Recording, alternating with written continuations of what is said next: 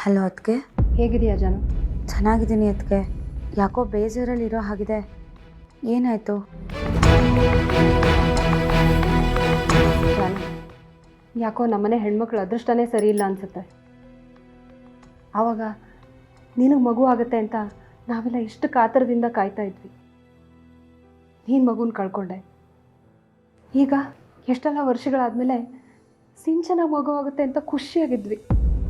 ಅವಳಿಗೂ ಅಬೋರ್ಷನ್ ಆಯ್ತಂತೆ. ಈ ವಿಚಾರ ಕೇಳಿದಾಗಿಂದ ನನಗೆ ಒಂಥರ ಚಡಪಡಿಕೆ ಆಗ್ತಾಯಿದೆ.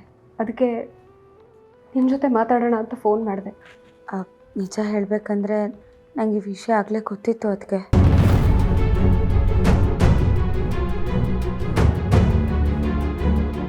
ಏನು? ನಿನಗೆ ವಿಷಯ ಮೊದಲೇ ಗೊತ್ತಿತ್ತಾ? ಮತ್ತೆ ನನಗೆ ಯಾಕೆ ಹೇಳಿಲ್ಲ ಜಾನು? ನನಗೆ ಮಾತ್ರ ಅಲ್ಲ, ಭಾವನಾ ಅಕ್ಕಂಗೂ ಗೊತ್ತಿತ್ತು. ಇಬ್ಬರು ನಿಮಗೆಲ್ಲ ಹೇಳೋಣ ಅಂತಲೇ ಇದ್ವಿ. ಅಷ್ಟರಲ್ಲಿ ಸತ್ಯನಾರಾಯಣ ಪೂಜೆ ಇದೆ ಅಂತ ಧರ್ಮರಾಜ್ ತಾತ ಅವರು ನಮ್ಮನ್ನೆಲ್ಲ ಕರೆದಿದ್ರು. ಅಲ್ಲೂ ಸರಿಯಾದ ಸಮಯ ನೋಡಿಕೊಂಡು ಅಪ್ಪ ಅಮ್ಮಗೆ ಹೇಳೋಣ ಅಂದ್ಕೊಂಡ್ರೆ ಅಲ್ಲಿ ಮಾವ ಮತ್ತು ಅಮ್ಮ ಒಂದಾದರು. ಎಷ್ಟೋ ವರ್ಷಗಳ ತಪಸ್ಸಿನ ಹಾಗೆ ದೇವರು ವರ ಕೊಟ್ಟಷ್ಟು ಖುಷಿಯಾಗಿದ್ದರು. ಎಲ್ಲರ ಮುಖದಲ್ಲೂ ಅಷ್ಟು ಸಂತೋಷ ಇತ್ತು. ಆ ಸಮಯದಲ್ಲಿ ಮತ್ತೆ ವಿಚಾರ ಎಲ್ಲ ಹೇಳಿ ನೋವು ಮಾಡಬೇಕು ಅಂತ ಅನಿಸ್ಲಿಲ್ಲ ಅದಕ್ಕೆ. ಅದು ಸರಿ, ನಿಮಗೆ ಯಾರು ಹೇಳಿದ್ದು? ನಿಮ್ಮ ಅಣ್ಣನೇ ಮನೆಗೆ ಬಂದು ಎಲ್ಲರ ಹತ್ರನೇ ವಿಚಾರ ಹೇಳಿದ್ರು. ಆದರೆ ಜಾನು, ಹರೀಶ ಬೇಜವಾಬ್ದಾರಿ ಮನುಷ್ಯ ಅಂತ ನನಗೆ ಗೊತ್ತಿತ್ತು.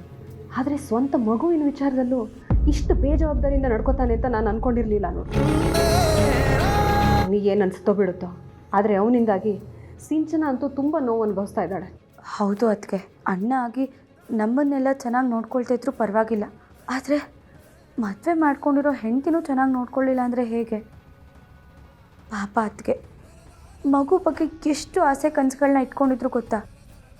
ಅವ್ರಿಗೆ ಈ ವಿಚಾರ ಗೊತ್ತಾದಾಗ ಅಳ್ತಾ ನನ್ನ ಮಗು ನನಗೆ ಬೇಕು, ಎಲ್ಲಿದೆ ಹೇಳಿ ಅಂದಾಗ ನಮಗೆಲ್ಲ ಏನು ಮಾಡಬೇಕು, ಹೇಗೆ ಸಮಾಧಾನ ಮಾಡಬೇಕು ಅಂತಲೇ ಗೊತ್ತಾಗಲಿಲ್ಲ.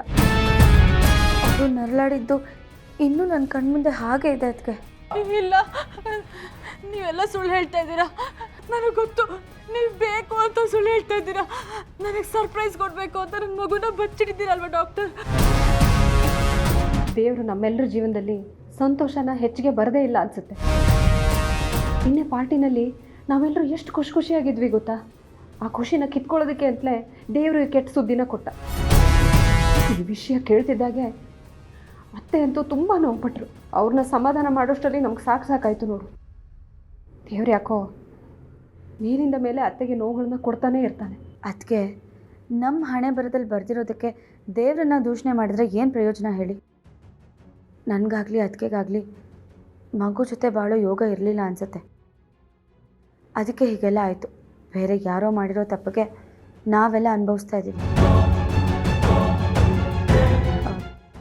ಅದಕ್ಕೆ ಹೀಗಾಗಿದೆ ಅಂತ ಗೊತ್ತಾದ ಮೇಲೆ ನಂಗೆ ಎಲ್ಲಿಗೆ ಹೋಗೋಕ್ಕೂ ಮನಸ್ಸಿರಲಿಲ್ಲ. ಆದರೆ ಏನು ಮಾಡೋದು, ಹೋಗಲೇಬೇಕಾಯ್ತು. ಅಲ್ಲಿ ಎಲ್ಲರೂ ಮುಂದೆ ಬೇಜಾರು ಮಾಡ್ಕೊಂಡು ಕೂತ್ರೆ ಚೆನ್ನಾಗಿರಲ್ಲ ಅಂತ ನಕ್ಕೊಂಡಿದ್ದೆ ಅಷ್ಟೆ. ನನಗಂತೂ ಏನು ಹೇಳಬೇಕು ಅಂತಲೇ ಗೊತ್ತಾಗ್ತಾ ಇಲ್ಲ ಜಾನು. ನಿಮ್ಮ ಅಣ್ಣಂದ್ರಿಗೆ ಬುದ್ಧಿ ಬರೋವರೆಗೂ ನಮ್ಮೆಲ್ರಿಗೂ ಈ ಪಾಠ ತಪ್ಪಿದ್ದಲ್ಲ ನೋಡಿ. ಕಷ್ಟಗಳಿಗೆ ಒಂದು ಅಂತ್ಯ ಅಂತ ಇರುತ್ತಂತೆ ಅದಕ್ಕೆ. ಅದು ಬರೋ ತನಕ ಹೀಗೇನೆ ಕಾಯ್ಕೊಂಡಿರ್ಬೇಕಷ್ಟೆ. ಸರಿ ಅದಕ್ಕೆ, ನಾನು ಆಮೇಲೆ ಕಾಲ್ ಮಾಡ್ತೀನಿ ನಿಮಗೆ. ಸರಿ ಜಾನು. ಆಮೇಲೆ ಜಾನು, ನೀನು ಸಮಾಧಾನವಾಗಿರು, ಜಾಸ್ತಿ ದುಃಖ ಮಾಡ್ಕೊಂಡು.